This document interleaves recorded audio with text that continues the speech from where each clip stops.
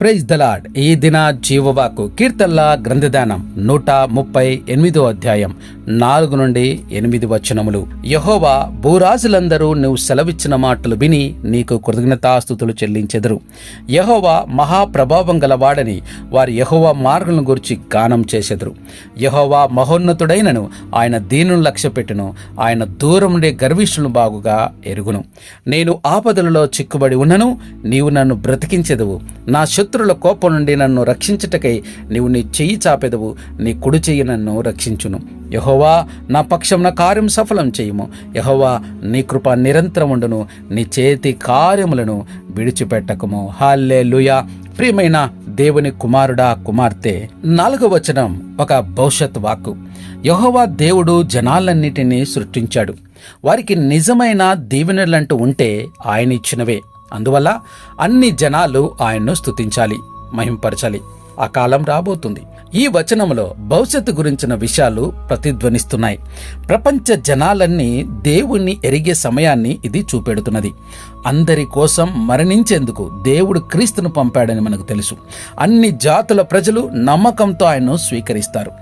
ప్రకటన గ్రంథం 7వ అధ్యాయం 9వ వచనం, అలాగే 21వ అధ్యాయం 24వ వచనం చదవండి. 5వ వచనం కూడా జరగబోయే భవిష్యత్ వాకు. అది ప్రకటన గ్రంథం 5వ అధ్యాయం 12-14లో నెరవేర్పును చూడగలం. 6వ వచనం గమనిస్తే, పేదలకు వినయం గలవారికి దీనులకు కృప చూపడం దేవునికి ఎంతో ఇష్టమని, గర్విష్ఠులను కనీసం సమీపించడం కూడా దేవునికి ఇష్టం లేదని, గర్వం అంటే ఆయనకంత అసహ్యమని చెబుతున్నాడు. పేతురు రాసిన మొదటి పత్రిక 5వ అధ్యాయం 5వ వచనంలో, దేవుడు అహంకారాన్ని ఎదిరించి దీనులకు కృప అనుగ్రహించును అని రాయబడినది.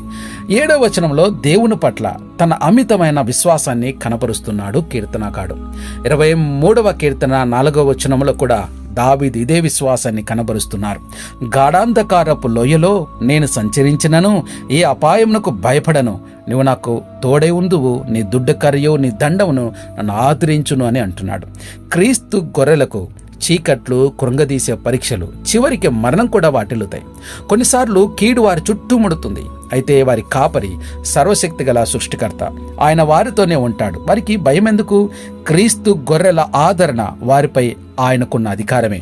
ఆయన తన ఇష్ట ప్రకారం వారి గురించి శ్రద్ధ వహిస్తున్నాడన్న విషయమే ఆయన దండం, చేతికర్ర వీటిని సూచిస్తున్నాయి. విశ్వాసులు దేవుని ప్రత్యేకమైన పని, సృష్టి అంతటికన్నా ఆయనకు అతి ప్రియం. ఆయన వారందరిలో తన పనిని ఆరంభించాడు. అపోస్తలుడైన పౌలు ఫిలిప్పీయులకు రాసిన పత్రిక 1వ అధ్యాయం 6వ వచనంలో, మీలో మంచి పని ఆరంభించిన వాడు క్రీస్తు యేసు దినం వరకు దాన్ని కొనసాగించుటకు పూర్తి చేస్తాడని రాసింది. మనుషులు ఒక పని మొదలుపెట్టి నిరుత్సాహం వల్ల గాని, డబ్బు లేక గాని, అనారోగ్యం వల్ల గాని మధ్యలోనే ఆపేయవచ్చు. దేవుడలా కాదు. ఎవరిలోనైనా ఆయన విముక్తికారం మొదలు పెడితే దాన్ని పూర్తి చేయడమే ఆయన ఉద్దేశం. అలా చేస్తాడు కూడా.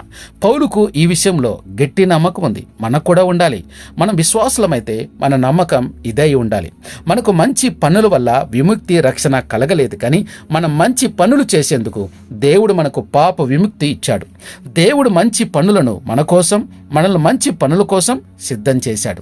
మనందరి ఎదుట మంచి పనులు చేసేందుకు అవకాశాలను ఉంచుతాడు. మంచి పనులు పాప విముక్తి వల్ల కలిగే ఒక ఫలం.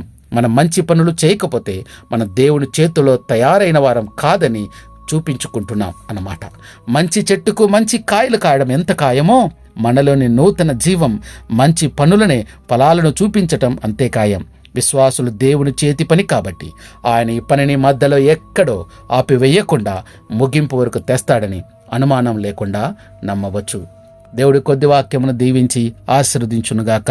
ప్రార్థన చేసుకుందాం. మా ప్రియ పరలోకపు తండ్రి, ఇంతవరకు నీ వాక్యం ద్వారా మాతో మాట్లాడినందును బట్టి నీకు స్తోత్రాలు. దేవా, నైనా తండ్రి, నువ్విచ్చిన మాటలో సత్యం ప్రభా, నీ మాటలో ధైర్యము, నీ మాటలో అయ్యా తండ్రి బలము కలుగుతూ ఉంటున్నాయి. దేవా, నీకు వందనాలు, స్తోత్రములు తండ్రి. ఈరోజు అనేక మందికి సువార్త ప్రకటింపబడతా ఉంటున్నది. అనేక చోట్ల సువార్త వెళుతూ ఉంటున్నది. అయితే కొన్ని చోట్ల ప్రభా తండ్రి తిరస్కరణకు గురవుతున్నారు, అవమానించబడుతున్నారు, కొట్టబడుతున్నారు, ఏడుబడుతున్నారు. కానీ ఒక దినం ప్రభా తండ్రి ఈ భూమి మీద ఉన్నటువంటి ప్రతి రాజులు, ప్రతి అధికారులు ప్రభా తండ్రి నైనా నీ మాటలు విని నీకు కృతజ్ఞతాస్తుతులు చెల్లించే కాలం రాబోతున్నదని అయ్యా ఈ దినం మీరు మాట్లాడినందు బట్టి నీకు స్తోత్రములు ప్రభా. అవునైనా నువ్వు మహాప్రభావం గలవాడవని అయా తండ్రి నీ మార్గం గురించి వారు గానం చేసే రోజు రాబోతున్నది తండ్రి. నీకు వందనాలు, స్తోత్రములు తండ్రి. ఈరోజు అంధకారములో ఉంటున్నారు, కానీ నీ వాక్యమైన వెలుగు వారి మీద చేసినప్పుడు తప్పకుండా వారు నైనా నీ వాక్యపు వెలుగులో తండ్రి వారు వచ్చి తమ జీవితాలు నీకు సమర్పించుకుంటారని మేము నమ్ముచూ ఉంటున్నాము తండ్రి. అవును ప్రభా తండ్రి నైనా ఎవరైతే ప్రభా దీన మనసు కలిగి ఉంటారో వారి ఎడలా ప్రభా నువ్వు కృపచూపు వాడై ఉంటున్నావు.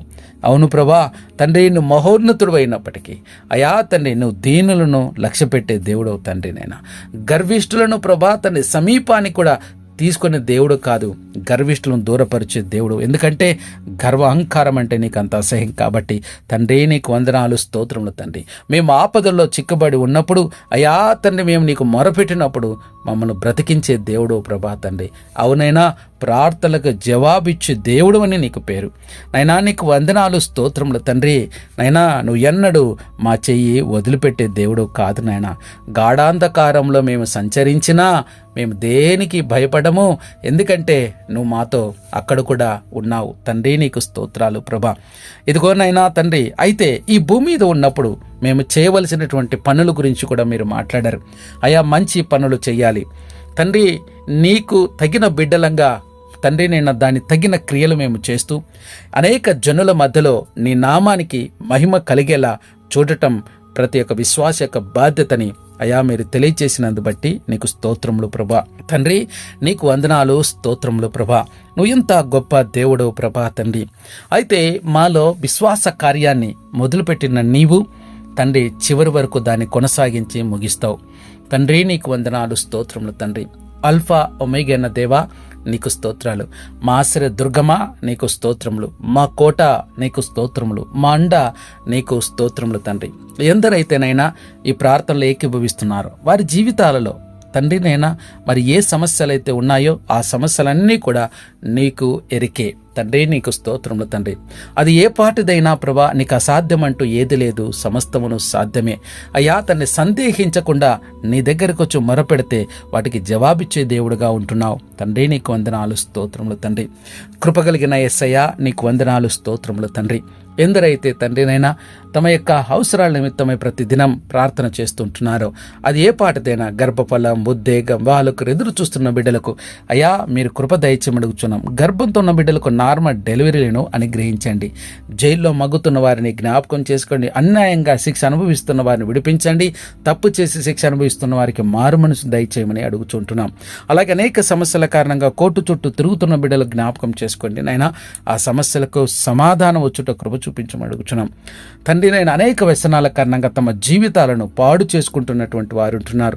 తాగుడుకు అలవాటు పడిన వారు, వ్యసనాలకు అలవాటు పడి అయా తండ్రి నేను భయంకరమైన పాపంలో పడిపోతున్నటువంటి వారు వారందరినీ విడిపించండి. అలాగే తండ్రి నేను అప్పులైన కాడిని విరగ్గొట్టండి, నెమ్మదిని దయచేయమని అడుగుచుంటున్నాం తండ్రి. సంఘమును, సంఘ కాపరులను, సువార్థికులను, పరిచర్య చేస్తున్న వారిని నీ కృపాబలం, ఆత్బలం చేత నింపి నడిపించండి. సాక్షులవుతున్న ఆత్మలకు శాంతి, సమాధానం, వారి కుటుంబాలకు ఆదరణ, నెమ్మదిని అనుగ్రహించమని ప్రార్థన చేస్తున్నాం. కృప చూపండి నాయనా, సహాయం చేసి నడిపించమని అడుగుచుంటున్నాం. నీ కృపే లేకపోతే మేమైపోతాం తండ్రి. నీకు వందనాలు, స్తోత్రం తండ్రి. సహాయం చేయండి నాయనా. ఇదిగో నాయనా, దిక్కులేని వారు విధురాని జ్ఞాపకం చేసుకుని కనీసం ఒక పూట కూడా తిండి దొరక అలమటిస్తున్న పేద ప్రజలు ఉంటున్నారు. జ్ఞాపకం చేసుకుని అడుగుచున్నాం తండ్రి. అయ్యా తండ్రి నైనా ఇదిగో కాలి నాయకుల దగ్గర నుంచి నైనా దేశ నాయకుల వరకు, ప్రపంచ నాయకుల వరకు తను ప్రతి ఒక్కరిని జ్ఞాపకం చేసుకుని చక్కని పరిపాలనిచ్చటకు నీ పరలో జ్ఞానంతో నింపుమని అడుగుచూ ఉంటున్నాం తండ్రి. నీకు వందనాలు, స్తోత్రములు తండ్రి. నైనా కోత విస్తారంగా ఉంది, పనివారే కొద్ది మందిగా ఉంటుండగా నిజమైన పనివారి నిమిత్తమే ప్రార్థన చేస్తున్నాం. సహాయం చేయండి దేవా. కృప చూపించమని అడుగుచున్నాం. నెమ్మదిని దయచేయమని అడుగుచుంటున్నాం. జన్మదినాలు, వివాహ దినాలు జరుపుకుంటున్న బిడ్డల జీవితాల్లో మీరిచ్చిన నూతన దయా కిరీటాలను బట్టి నీకే స్తుతులు, స్తోత్రాలు చెల్లిస్తూ ఉంటున్నాం తండ్రి. ఎందరైతే తమ ప్రార్థన అవసరతలు కామెంట్ రూపంలో తెలియజేశారో అవన్నీ కూడా ఒక దినం గొప్ప సాక్ష్యాలుగా మారి అయా తండ్రి నైనా నీకు మహిమకరంగా ఉండుటకు నీ కృప చూపించమని అడుగుచుంటున్నాం తండ్రి. ఇంతవరకు నైనా మా ప్రార్థనలన్నిటిని ఆలకించావు. తగిన కాలమందు వాటికి జవాబిస్తావని మేము నమ్ముచుంటున్నాం తండ్రి. సహాయించండి. ఇంకా ఎవరైనా తండ్రి రక్షణ లేని వారు ఎవరైనా ఉంటే వారికి రక్షణ భాగ్యాన్ని గ్రహించండి. నేడే రక్షణ దినం తండ్రినైనా రక్షణ పోగొట్టుకోకుండానట్లు కృప చూపించమని అడుగుచున్నాము తండ్రి. దేవా నీకు వందనాలు, స్తోత్రములు తండ్రి. అనేకమైనటువంటి శోధనల కారణంగా తండ్రినైనా లోకంలో ఉన్న పరిస్థితుల కారణంగా పడిపోయే అవకాశం ఉంది. కాబట్టి నైనా నువ్వు కృప చూపించి వారిని రక్షించమని అడుగుచున్నాం తండ్రి. సమస్తము ప్రభా నీ పాదాల చెంత పెడుతున్నామయ్యా. మమ్మల్ని తగ్గించుకుని నేను మాత్రమే ఇచ్చిస్తూ ఈనపులను మా ప్రభువును రక్షకుడైన యేసుక్రీస్తు వారి అతి శ్రేష్టమైన నామంలో బ్రతిమాలి అడిగి వేడుకుంటున్నాము తండ్రి. ఆమేన్, ఆమేన్, ఆమేన్.